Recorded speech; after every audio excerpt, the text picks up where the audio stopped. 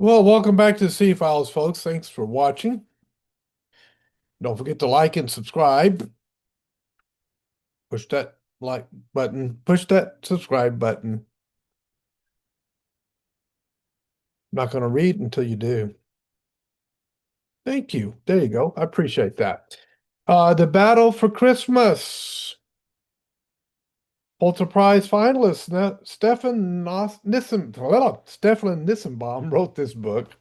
If you want to check it out, that's what it looks like. Pick it up on, I think Amazon still sells it. It's a really good read if you want to pick up something about the season and read it. It's a cultural history of America's most cherished holiday. It's the history of Christmas in the United States of America, all the way back to the 1600s. This reading will be starting on page 138 out of chapter 4, Affection's Gift Toward a History of Christmas Presents. And I'll pick up where I left off in the last reading. And this subtitle is going to be Luxury and the Lure of Christmas. So without further delay, let the show begin. There's a paradox here. Christmas presents are almost, by definition, luxury items. And luxuries are the first things that people give up when times are hard. But there was also another side of the same coin, a countervailing impulse that made many people vulnerable to splurging at Christmas, even in hard times.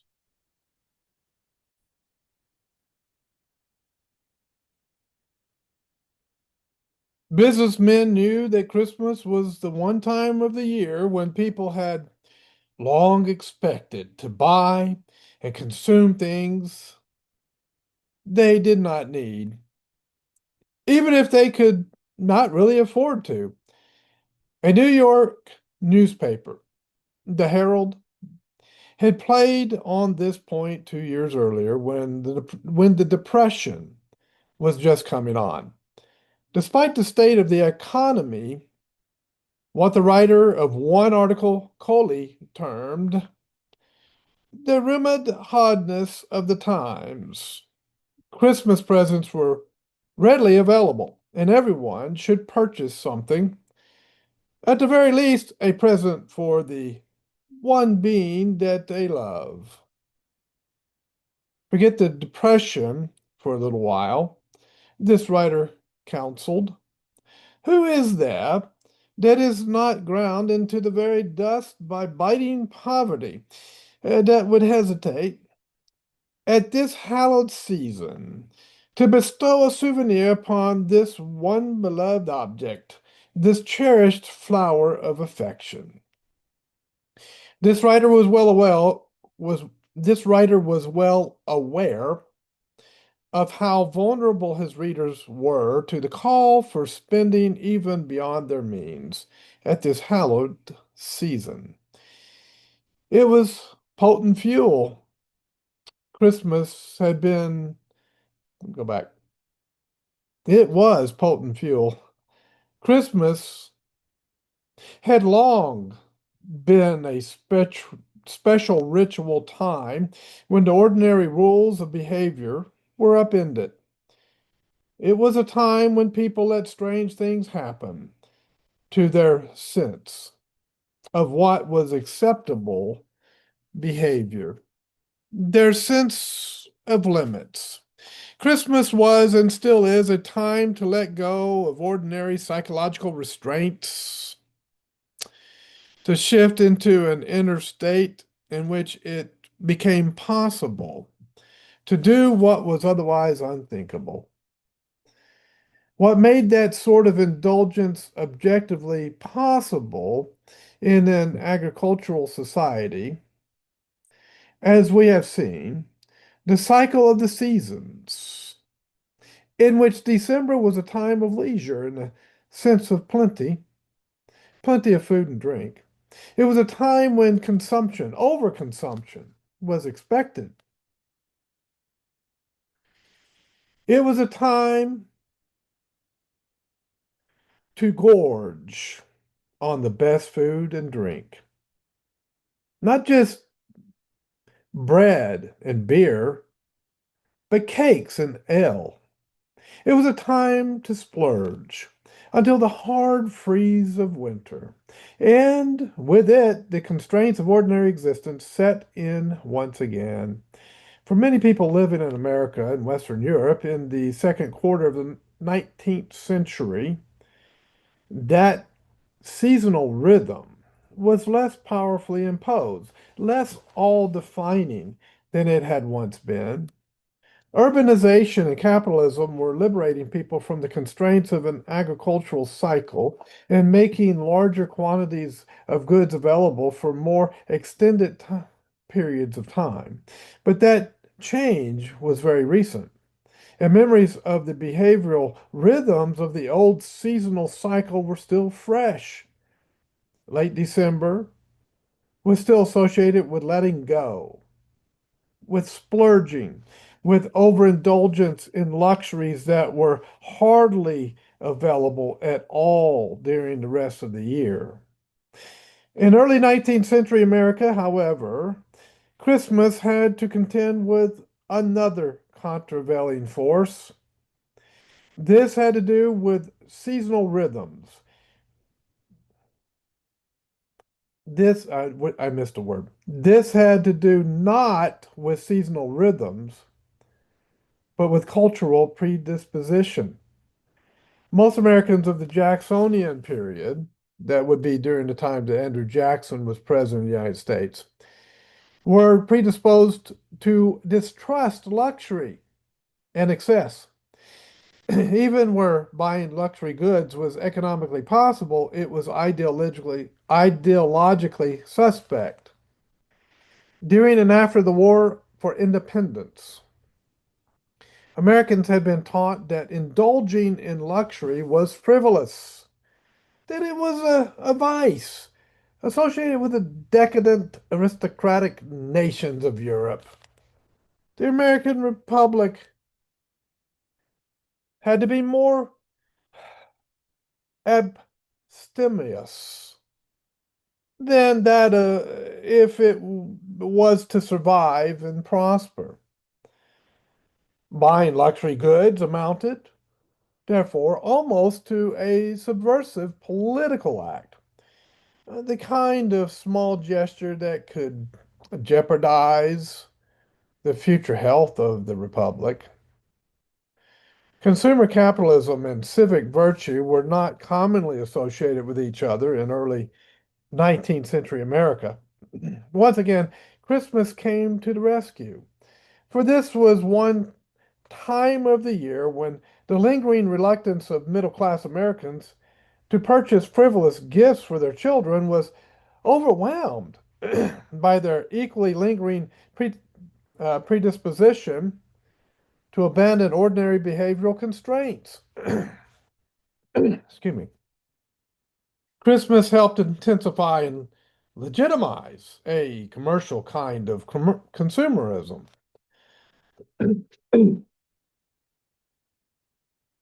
Producers and merchants were not slow to grasp these connections. They recognized that it was possible to exploit the season by offering a plethora of fancy goods, luxury items of precisely the kind that few people were willing to purchase at any other time of the year. Books, toys, jewelry, and fancy clothes, candy and cake. After all, one of the defining characteristics of an effective Christmas present was that it was a luxury, not something that satisfied a practical need. As Horace Greeley put it, in an 1846 editorial, a Christmas gift should never be a matter of homely necessity. A commercial Christmas thus emerged in tandem with the commercial economy itself, and the two were mutually reinforcing. On the one hand, the new economy made possible that now familiar development, the commercialization of Christmas. On the other hand, Christmas itself served to fuel the general process of commercialization. It was the thin end of the wedge by which many Americans became enmeshed in the more self-indulgent aspects of consumer spending. To be sure, it has recently become clear that the consumer revolution was actually a long process, one whose beginnings historians now place back in the colonial period, even before the American Revolution. But the process accelerated sharply around the beginning of the 19th century. Christmas was used to lubricate the demand side of a dynamic commercializing economy, much as Christmas alcohol helped release one sort of ordinarily forbidden behavior. So Christmas advertising helped release another sort. In this way, Christmas became a crucial means of legitimizing the penetration of consumerist behavior into American society. Affection's gift, books as gifts. As it happened, publishers and booksellers were the shock troops in exploiting and developing a Christmas trade.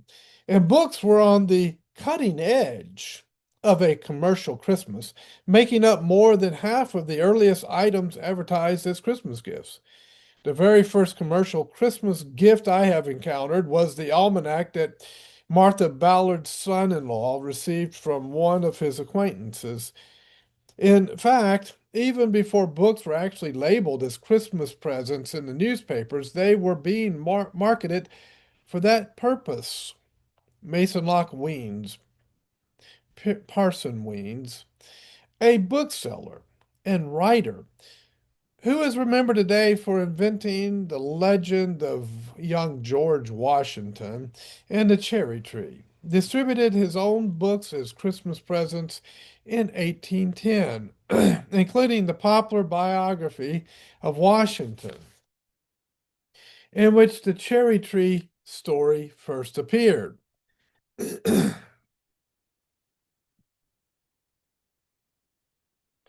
That year, he advertised that he would offer a deep discount to buyers who take several copies of Washington and Marion, another biography, for Christmas boxes to their young relations.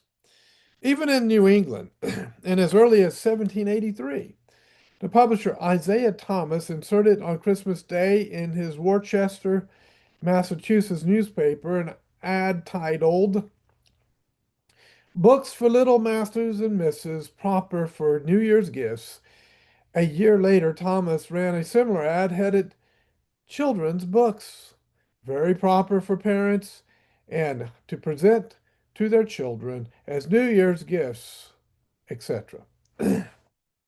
He inserted these ads on December 25th, probably because the term New Year's covered the two holidays together. Then in 1789, Thomas went a step further. He published a little children's book, Nurse Truelove's Christmas Box. Christmas box was a term for Christmas gift. The text of his book actually concluded with a promise from Nurse Truelove herself. She was something of a cross between Mother Goose and Santa Claus to make a present of another book by way of New Year's gift, which will be published soon after Christmas. As a parting shot, Nurse Truelove added an explicit ad for Isaiah Thomas's Worcester Bookshop. In the meantime, if you should want any other little books, pray send to Mr. Thomas's, where you may have the following. What followed was a list of children's books that Isaiah Thomas had on hand. Thomas was using the special associations of the Christmas season with luxury spending to get children and their parents into, into the shop. Gift books. It was in the 1820s that publishers began to cultivate the Christmas trade in a systematic fashion. In 1826, for example, the Boston booksellers Monroe and Francis printed a special Christmas flyer. 207 children's books ranging in price from 6.25 cents to 40 cents each. 2 years later, the same booksellers circulated another flyer. This one was headed Christmas and New Year, presents for the coming season. 4 densely printed pages in length, it listed the better part of 1,000 items. But it was not just by heavy advertising that the book trade acted as the shock troops of a commercial Christmas during the 1820s. The most important step it took in that direction was to invent a new kind of product in the form of a new literary genre that was specifically linked to the Christmas season. The genre was the gift book, a mixed anthology of poetry, stories, essays, and frequently pictures. Gift books were always published at the very end of the year, just in time for sale as Christmas presents.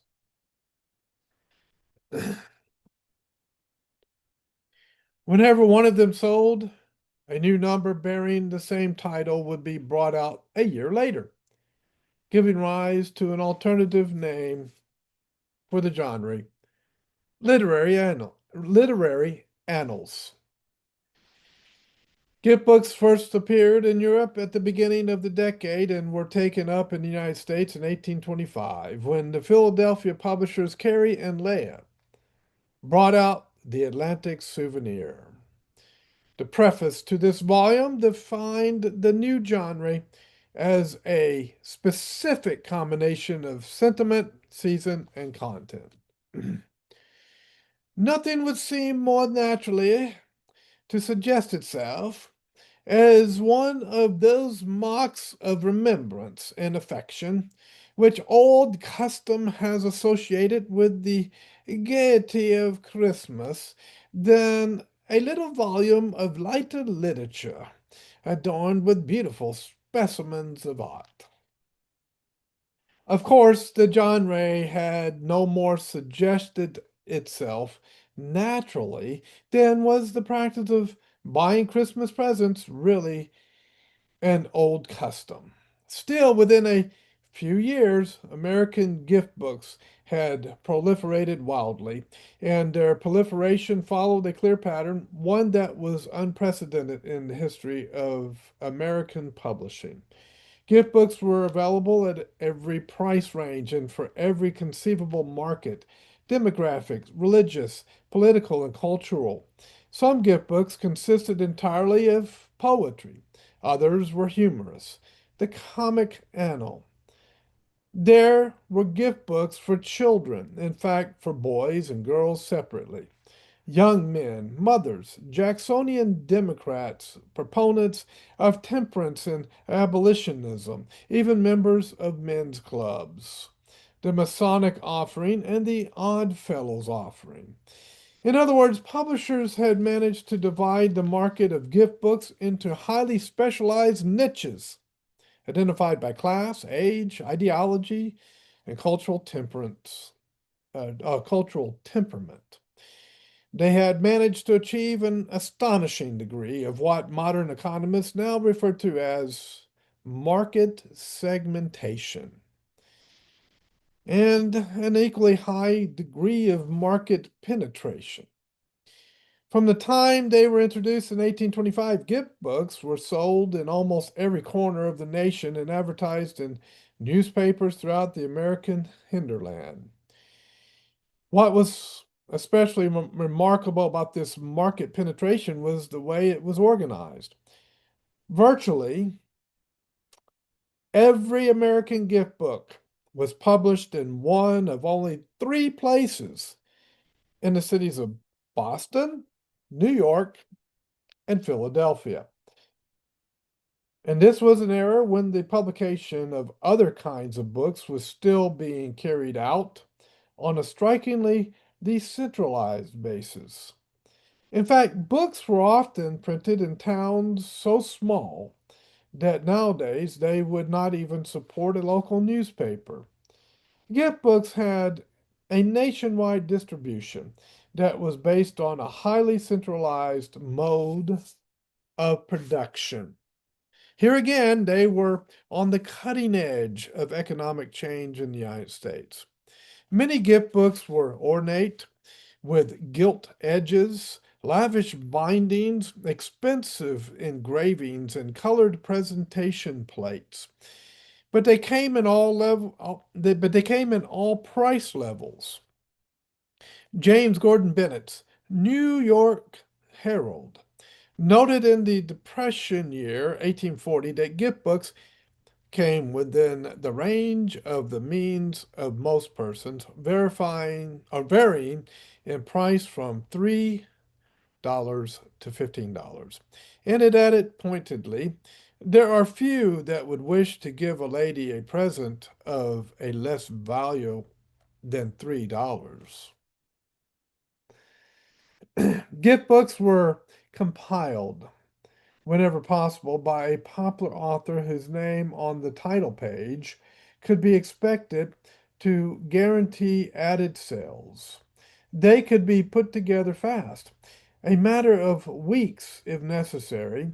In 1837, one apologetic editor publicly acknowledged that the decision to compile his gift book only suggested itself to the publisher a fortnight before the last sheet was put to press, and that the work had to be completed so quickly because the publisher wished it to, appeared at the season when the annals and other similar productions are most in request.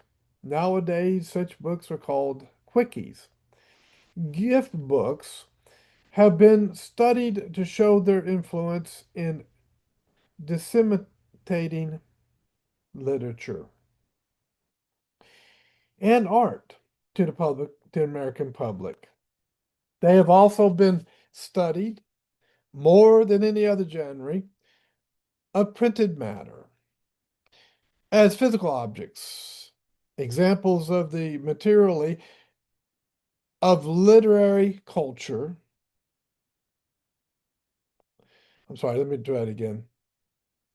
They have also been studied more than any other genre of printed matter as physical objects, examples of the materiality of literary culture to show that books were not only read, but also gazed at, fondly handled, and proudly displayed. What I wish to add here is a point that it is easy to overlook. Gift books were marketed as presents, purchased only to be given away. Indeed, as far as I can determine, gift books were the very first commercial products of any sort that were manufactured specifically and solely for the purpose of being given away by the purchaser. And of course, they were to be given away during the Christmas season. The overwhelming majority of gift books bore as their subtitle the phrase a Christmas and New Year's gift or present. That is why they were often so physically ornate. Christmas was the appointed time for luxury spending. Let me look something real quick. I'm not going to be able to get through this in the time allotted. So when 30 minutes runs out, I'll stop and then we'll pick up where we were. That is why they were often so physically ornate. Christmas was the appointed time for luxury spending. Once again, the case of gift books suggests the manner in which Christmas was consciously used by entrepreneurs as an agent of commercialization, an instrument with which to enmess Americans in the web of consumer capitalism. For at least one major publishing house, and probably others, gift books represented the single largest venture of the business year. The Philadelphia firm of Carey and Leah invested heavily in the production of the Atlantic Souvenir. In 1829 and again in 1830, the firm printed 10,500 copies of this very popular gift book at a cost of more than $12,500 each year. In 1830, this sum came to more than 30% of their total production costs for the year. The 12,500 included printing costs and payments to the book's editor and its contributors, but the single most expensive item, easily exceeding all the author's payments combined, was the book's engravings. But Carey and Leah hoped for a substantial return on their investment. If the press if the press run sold out, they would take in $17,386 for a net profit of almost 40%. Gift books were marketed with aggressive new techniques. For example, they commonly contained their own advertisements, not tucked away in the back pages, but inscribed within the literary matter itself. This was especially true of gift books that were intended for children.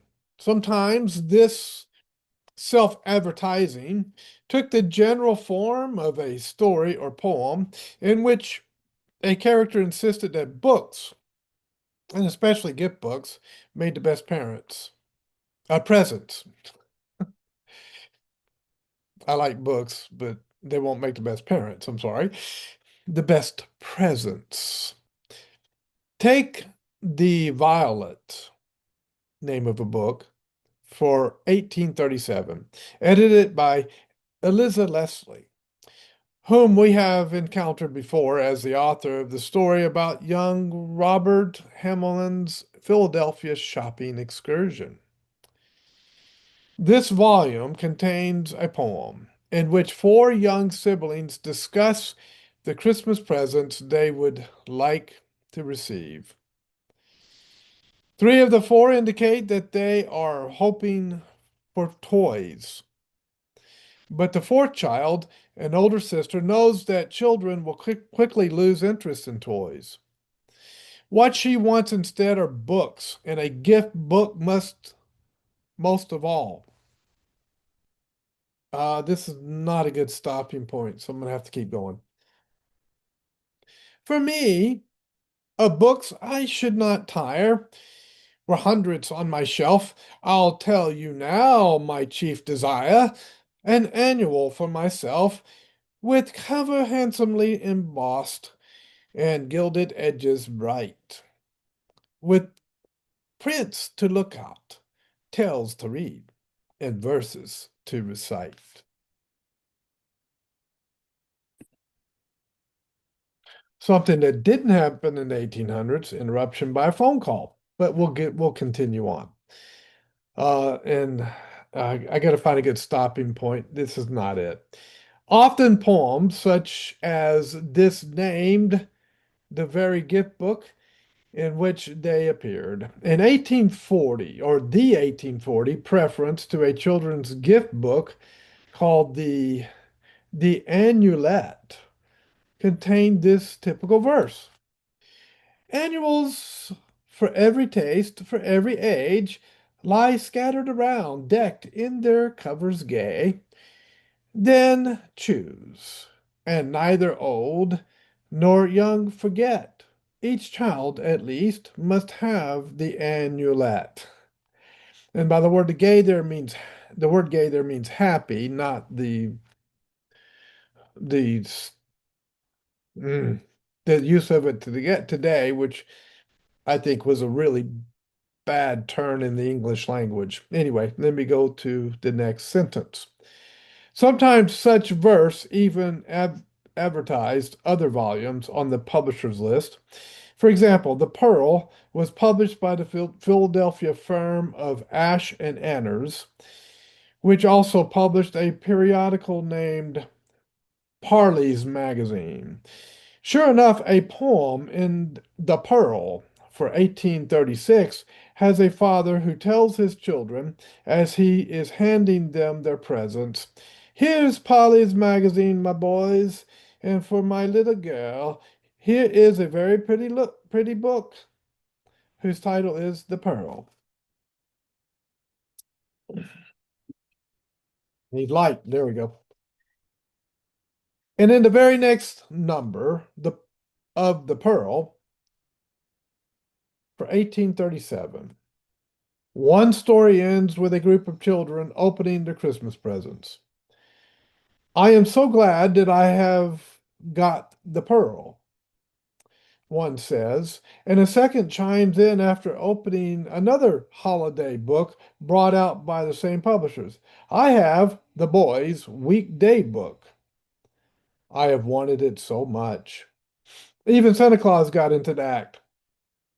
The preface to a gift book, first published in 1842 as St. Nicholas's Book, conveyed the point that it had been put together directly on the personal instructions of St. Nicholas himself, who desired to have a book made exactly to his mind for the Christmas of this year, and who therefore applied to the author to make one to be called St. Nicholas's Book for all good boys and girls. The preface noted simply, "Here it is," and it continued.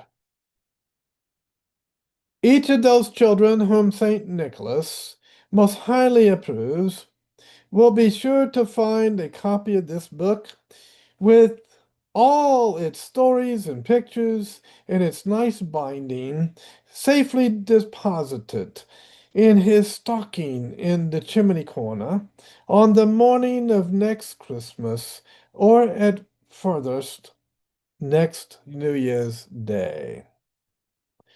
When they were manufactured as presents for adults, gift books were often ornate and luxurious to the eye and hand.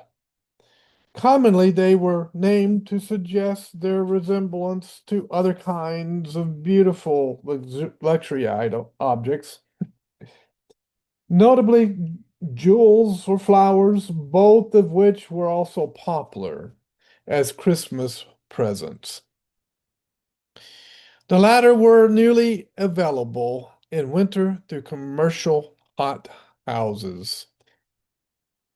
Thus, for jewelry, there were the Aramont, Amaranth, Amethyst, Amulet, Brilliant, Cornet, Diadem, Gem of the Season, Jewel, Literary Gem, Lyric Gem, Opal, Pearl, and Ruby. For flowers, there were Autumn Leaves, Bouquet, Christmas Blossoms, Dahlia, Dewdrop, Evergreen, Floral Offering, Flowers of Loveliness, Garland, Hyacinth, Iris, Laurel Wreath, Lily of the Valley, Magnolia, Mayflower, Moss Rose, Primrose, Rosebud, violet, winter bloom, wintergreen, woodbine, and wreath. Gift books were probably among the most expensive books many Americans had ever purchased. Take the experience of a rather prosperous man, John Davis of Worcester, Massachusetts, a future governor of Massachusetts. He was then serving in the U.S. Congress. On December 26, 1826, Davis wrote to his wife that he had visited a Washington bookstore and bought her a very beautiful gift book. I went into the store to see what was the price of a souvenir, a gift book, that I might send you a New Year's present. I saw them advertised as very beautiful and found them so, as you will judge by the price, $5. This bookstore is one of the best, the most pleasant I ever saw. The perpetrator, or I'm sorry, the proprietor, the proprietor, I'll say it right, the proprietor seems to spare nothing to get the most rich and costly collections of books, prints, maps, and everything else. The shop is not large, but elegant. I saw many things I wanted to buy, but they cost too much. Davis admitted here that he had been tempted to buy many things that were more expensive than was used to purchasing. But he did spend $5 on a single book for his wife, and he let her know it. He let her know it, which suggests that he was not used to spending so much money on books. It would be unfair to conclude that these books were purchased and given away simply as a display of conspicuous consumption. Christmas gifts had to be, or appeared to be, expressions of personal sentiment designed to signify or enhance intimate personal bonds, bonds between parents and children, husbands and wives, suitors and those they courted. And that is surely what parents, husbands, and suitors wanted them to be. Such Christmas presents were intended, above all, to represent an expression of feeling. This meant that they were to be this meant that they were to be given freely, out of affection, and not as part of an old-fashioned gift exchange offered in fulfillment of an obligation. The Herald's new rival, Horace Greeley's New York Tribune, put this point quite clearly in 1846. The season approaches when good wishes take visible, palpable form, becoming active in the shape of gifts. They give and receive the free will offerings of friendship and affection are among the purest pleasures permitted to this state of being. Really stressed that such free will offerings of friendship and affection had nothing in common with the traditional exchange of gifts of goodwill. A present given to create a sense of obligation, even to a dependent or child, becomes at the best a charity, humiliating rather than inspiring the receiver. Charity is well in its place, but a gift of affection is quite another matter. Okay, I'm going to leave it there because it's going to run way too long. Long section. Well, we'll try to pick up and make it make sense the best we can when we pick up in the next video. It's an awkward place to stop, but I can't go any further. I have things to do, and this is too long already for one single reading. So thank you for watching. God bless you guys. Thank you for being a part of the channel. Thank you for um, liking and subscribing the channel. Um, and we hope that through this means we can bring some history and some comparative religions and some understanding and knowledge of the Bible back to into YouTube. There are many good channels on YouTube to talk about the scriptures, and some that are not so good, but hopefully this one is one that will benefit you as well, along with the comparative religions and books like this one, where we go into some history and some other interesting subjects of reading. And I hope the readings are enjoyable to you. Thank you for watching. God bless. We'll see you next time here on the C Files.